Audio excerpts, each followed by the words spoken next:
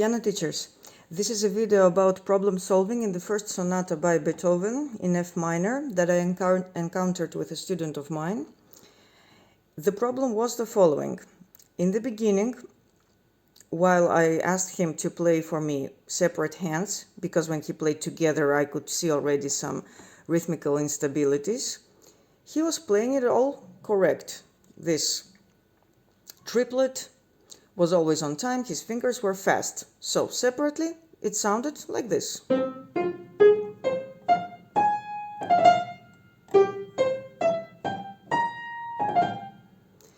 But when he had to play it together, this happened.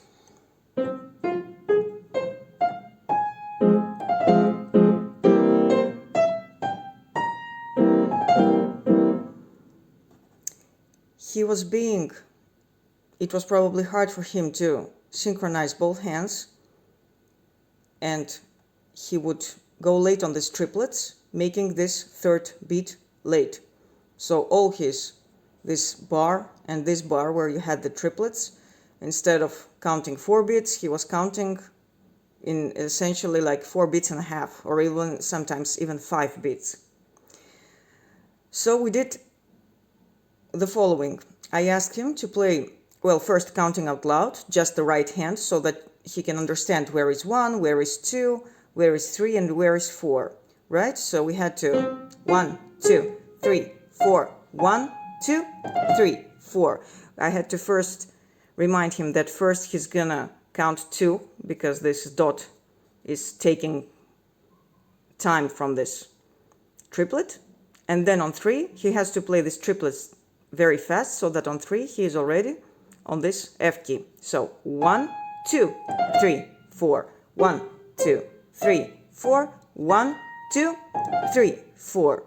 And also the counting is going to give him momentum, so that I can then ask, when he both unites hands, to again apply this counting. But now that I'm asking him to play both hands, I asked him to play only the second and the fourth chord.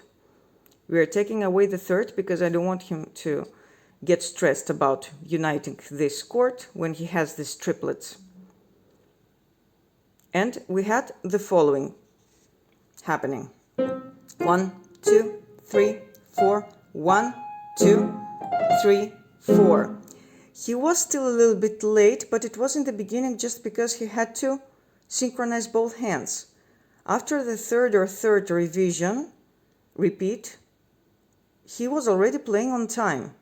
So 1, 2, 3, 4, 1, 2, 3, 4. It's just he was playing first the right, then the left. So we had this, let's say, balancing between the 4 beats. Right, left, right, left. We got this playing together out of the equation. So we had this balancing, and he did it quite well. 1, 2, 3, 4, 1, 2, 3, 4. So here everything was now getting into place. So all we had to do now was to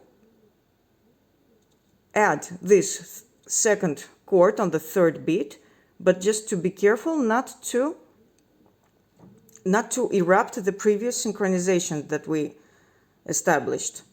In the beginning, it was not 100% rhythmical or perfect, but at least we didn't have adding of 4.5 or 5 beats. It was like, let's say, 4 beats, and let's say he was a little bit, he was taking like a little breath here.